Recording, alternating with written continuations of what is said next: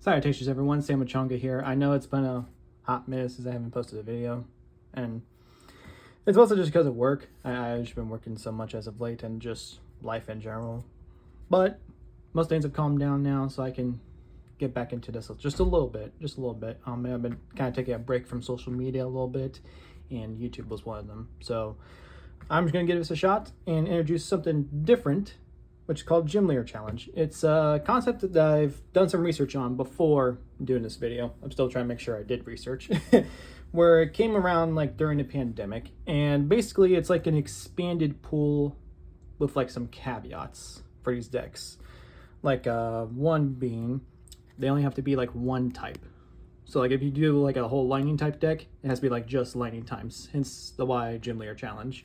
Just to make sure everything's like fair, simple, and to the point. Even though what makes Gym Leader decks fun, in my opinion, the expanded pool. It goes as far as to like black and white, if I'm not mistaken. So I can actually use like some old cards mixed with some new ones. Actually comes in real handy for like the most craziest of ideas, like having this Zapdos that can increase damage output for lightning types. I mean, like that can do like, what is it, 120? Yeah, 120. So like it can even do that, or even using older items that, in my opinion, were great. I loved Quick Ball so much, and using some newer stuff like this new Raikou. And even older items just to help give you an idea of some creative ideas. And I have so far have created 4. Got one that's all lightning, one that's all metal, one that's all fighting, and one that's all fire. I originally had a water one, but I'm pretty confident I destroyed that. And then what you see before you right here is my newest one, Dragon types. And dragons, this is tough. This is actually a challenge for me just to make this deck, to be honest, because there is so much that goes into it in terms of like Pokemon and even the item cards. Thankfully, I got some like good stuff. Like there's an old stadium called Story Mountains, where like once during your turn, that player may search the deck for either a basic lightning or a basic dragon type and put it onto their bench. Basically gives you a free way to just look for dragon types. Simple as that. And my dragon output, it's crazy. I'm still trying to get around this idea so far. I'll admit most of my dragon types are attackers. I will be honest about that. The only real supporters I really feel like I have in this build around deck is like Dialga, just because of this time manipulation. It's like a little code breaking. And actually, you can argue a little bit just because it can gather some energy. Yeah, and Haxorus being another attacker. I'm definitely going to use that boy. He's one of my favorites.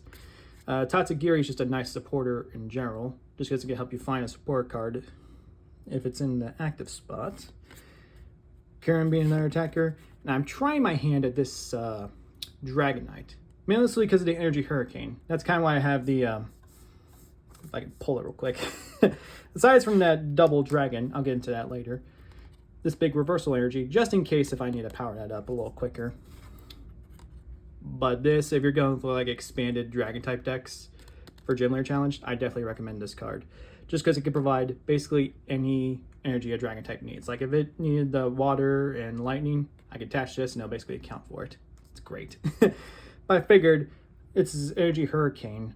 There we go. This is the Energy Hurricane. I figured would help with my deck since it runs literally almost any energy. You can search your deck for up to 3 basic energy cards and attach them to your Pokemon any way you like. Meaning all these dragon types can actually get like the number of energies they actually need.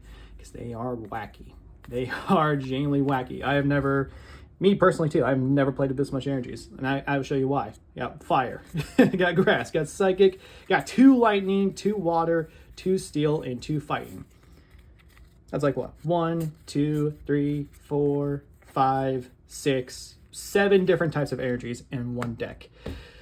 I'm still trying to wrap my head around that. This is going to be the toughest one yet. But what's nice is that I can also just edit certain things too. Like if I played with a certain deck for a certain amount of time, and I feel like there's some things that just don't work out with it, I can easily switch it out with the expanded pool because there's so much to go into it. So much. I'm just giving you like a little gloss over at my fighting one. That way you got an idea of what to search for. And it's okay if you don't have an older pool as far as black and white. It could be even as far as like X and Y, Sun and Moon, Sword and Shield. Like it can literally go that far. So if you got some stuff like say Switch Cart, yeah, you can actually play that in this Gym Leader Challenge format. It's really fun. It's actually helped take the competitive side out of it, in my opinion, and play for more of the fun side because there's no rule boxes, which is a nice rule. So like everything is like fair, level playing fields for literally anyone.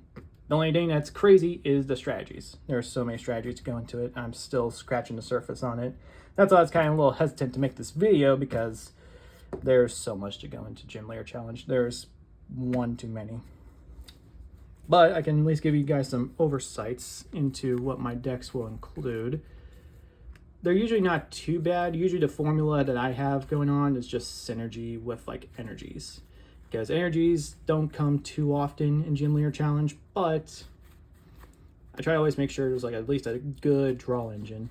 Because what sucks about Gym Leader Challenge that makes it a real challenge, you can only have one copy of each card. It's like I can only have one research. I can only have one redeemable ticket. The only caveat's energies. Energies you can have as many as you want, but items, supporters, Pokemon, even special energies like this, you can only have one of, and that's the tough part. That is the genuine tough part. It's almost like it's almost like TCG Pocket, but the difference is that it's a 60 card deck instead of 20, if I'm not mistaken. But yeah, it's fun. I do recommend it.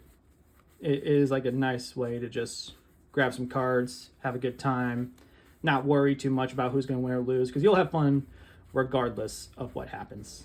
Because these decks are fair, they're to the point. They have some craziness in them. I'm not going to lie, there's some craziness of strategies. And I can show you one I have in here. Because I have an Orthworm. Yeah, this little guy. I'll get him centered. And the reason why I say some crazy strategies, like this Orthworm, where if this Pokemon has 3 or more metal energy attached to it, gets 100 plus health. Just cause. Just cause it can. And I have like, I think a total of like 2 metal energy draw engines in this deck, just to really increase odds. Like this Metang is one of them. And I have a Magna Zone in here. That's another one. Because that Metang can actually draw like 4 metal energies, or at least look at the top 4 to see if there's any metals. And this Magna Zone looks at top 6 with the same effect.